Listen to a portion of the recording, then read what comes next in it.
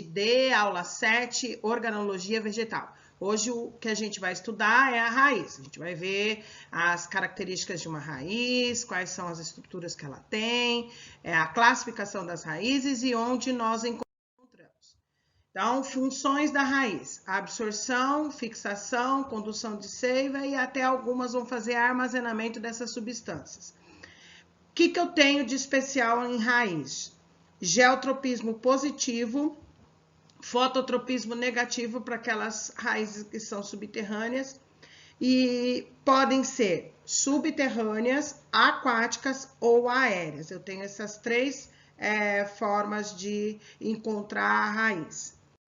Aqui eu tenho as regiões da raiz, eu tenho o colo, eu tenho a zona suberosa de ramificação, zona pilífera, zona lisa de crescimento e a coifa, que é uma forma de proteger a raiz, que a gente vai uma por uma. A primeira estrutura que a gente vai ver é a coifa, ou também chamada de calíptra. Tá? Ela é chamada de calíptra por causa do tecido que dá a formação à coifa, que é o caliptronogênio. Por favor, não esquecer que existe calíptra lá no musgo. A tampa do musgo chama-se calíptra também. Aqui ela é mais conhecida por coifa ou calíptra por conta do tecido que dá origem a ela. São células do parênquima. O parênquima é o tecido mais encontrado na planta e que vai formar um capuz, vai formar um dedal que vai proteger a raiz de micro-organismos, né, como bactérias, fungos ou até mesmo organismos tipo minhoca que pode vir comer. Então, até eu separei aqui as funções, né? Nas raízes terrestres eu tenho evitando desgaste com atrito com o solo, nas raízes aquáticas os micro-organismos e nas raízes aéreas a perda excessiva de água. Então, independente de qual que seja a raiz, a função da coifa ou calíptra é proteger. Aqui eu tenho algumas observações que eu coloquei nas plantas epífitas, que são aquelas plantas que usam as outras como substrato, como suporte, ela não é parasita, do tipo orquídea, bromélia. A coifa aparece e acompanha o crescimento da raiz, evitando a sua dissecação. Então, como ela fica nas árvores, elas usam as árvores como substrato, elas podem sofrer, por exemplo, um ressecamento e isso impede. A coifa não tem nas raízes sugadoras, nos austórios do cipó-chumbo. A coifa das plantas aquáticas, bem como das epífitas, não possui função de absorção. Então, é só proteção. Tá? Aqui eu tenho a zona lisa ou de crescimento, é onde eu tenho muitas mitoses para fazer com que essa planta cresça, né? A zona lisa ou de crescimento, ela se encontra acima da coifa e ela tem três regiões, né? O meristema de multiplicação, onde acontece um número maior de mitoses, alongamento, que acontece o aumento do volume da célula, então aí promove o alongamento da raiz, e a maturação, que as células assumem formas e funções dos tecidos adultos.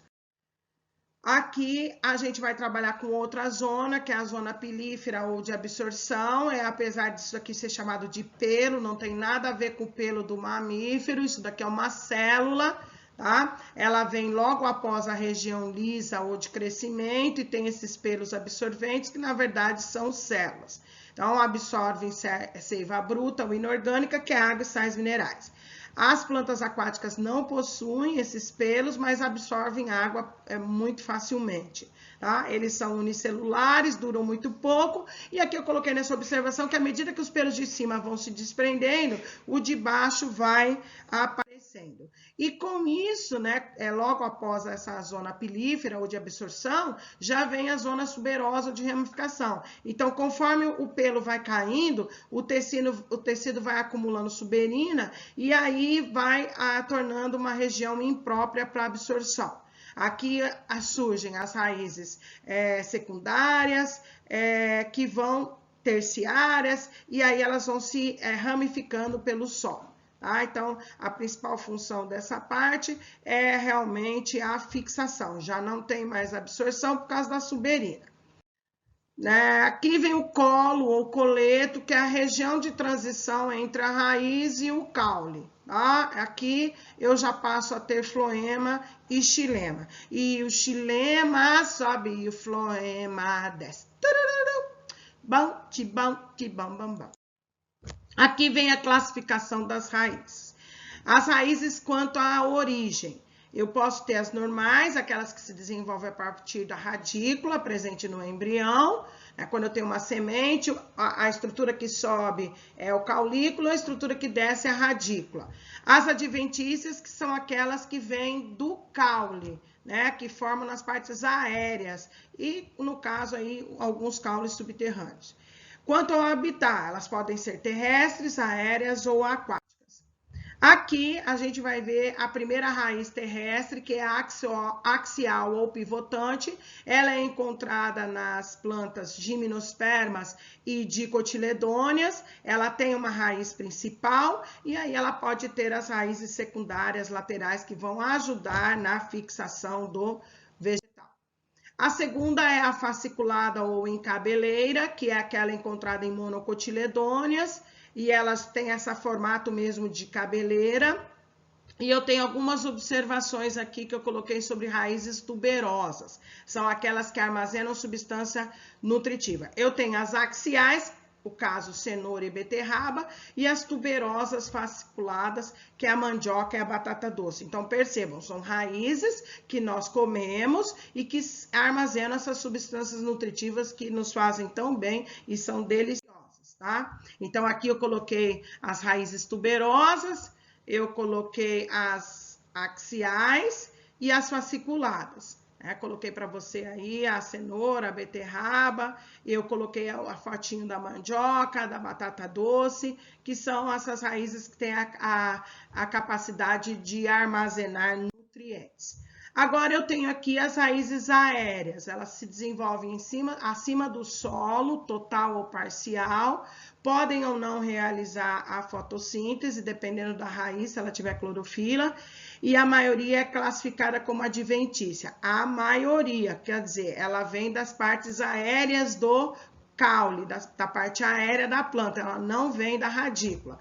E aí eu coloquei os exemplos que a gente vai estudar um a um, são as raízes do tipo suporte ou escora, respiratórias ou pneumotóforos, tabulares, cinturas, estrangulantes, grampiformes, sugadoras ou austórios, que a gente já até falou sobre ela aqui hoje, quando a gente falou nas plantas que não conseguem absorver esse nutriente. Aqui eu tenho as raízes suporte ou escoras, né? São as plantas típicas de mangue, a figueira e o milho. Elas possuem o caule como ponto de partida e sua estrutura se fixa no solo, o que facilita aumentar a área de absorção da planta, né? Figueira é linda, muito linda, assim como as plantas de mangue, o milho também, mesmo porque tudo que vem do milho para a gente comer é uma delícia, né? A gente não pode esquecer disso, tá? As plantas respiratórias ou pneumatóforos são aquelas plantas que crescem em lugares alagadiços, onde o solo é bem pobre em oxigênio. Elas levantam, elas saem da água para poder realizar a troca gasosa com o meio ambiente. Eu coloquei uma das espécies de plantas de mangue. No slide anterior era uma outra planta, é de mangue também, mas de uma outra espécie. Tá, com suporte, e essa aqui são as raízes que saem do mangue para poder realizar a troca gasosa com o meio ambiente. Não se esqueçam, né? As folhas também realizam a respiração, mas 70% da respiração das plantas acontece pelas raízes, por isso que é muito importante a gente manter o solo bem aerado, bem fofinho, que é para permitir que elas realizem essas trocas gasosas. Raiz tabular, né, ou também conhecida por sapopema, é um nome indígena, que é raiz chata, elas parecem umas tábuas, eu coloquei um exemplo aí encontrado nas nossas matas, e ela tem a função de auxiliar a fixação, porque geralmente as plantas que têm esse tipo de raiz, elas são muito grandes. Na Avenida Paraná, próximo ao shopping, tem bastante plantas com essas raízes tabulares.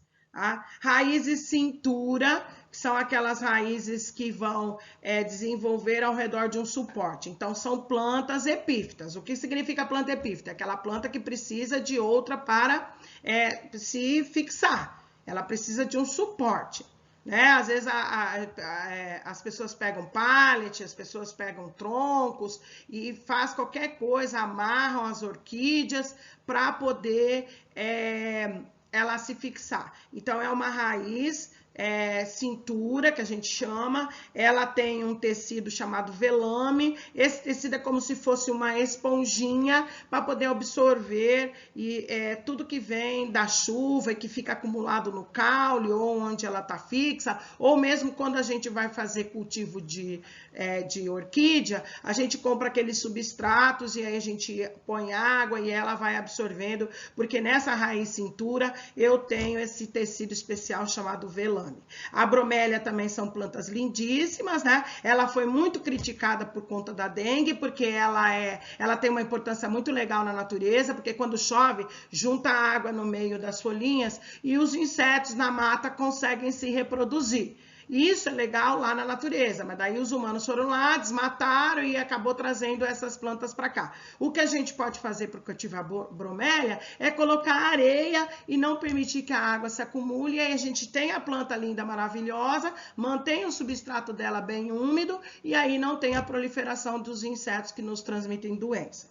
Não vamos sacrificar uma planta linda dessa por conta de um inseto que nos faz mal. A gente pode ter a planta e também prevenir essas doenças. Tá? As raízes estrangulantes, né? Elas crescem e elas ao redor da planta suporte, né? Do substrato, e ela acaba matando a planta hospedeira, diferente da planta com raiz cintura. A raiz cintura, ela não permite que a planta, o suporte morra. Né? Ela só está usando como casa. É diferente da estrangulante. A estrangulante, ela cresce ao redor da planta e ela vai fazendo uma pressão tão grande, que ela acaba arrebentando o floema e ela acaba matando a planta que serve de suporte. Raízes grampiformes. Eu amo isso aí, que é a unha de gato e a era. A unha de gato, eu sempre tive o sonho de ter um muro com unha de gato. Ela tem umas raízes que parecem uns grampinhos mesmo, que vão fixar numa substância, numa superfície, rugosa, né? Então, o muro ele tem que estar com chapiscos para ela poder se fixar, né? Eu acho ela muito linda, ela tem essas raízes especiais, o muro não pode estar rebocado lisinho, ele tem que estar com um chapisco, tem que estar com uma superfície rugosa, que é para os grampinhos da raiz poder se fixar. As raízes sugadoras ou austórios já são aquelas que têm uma estrutura que vão tirar ou água e sais minerais do xilema ou vão tirar diretamente do floema o nutriente da planta. Então, esses austórios, eles entram nos vasos condutores de seiva, eles tiram a seiva e aí nós temos uma diferença entre as plantas que são hemiparasitas, elas introduzem os seus austórios no xilema, pegando a água e os sais minerais, e elas mesmas vão realizar a fotossíntese. Beleza?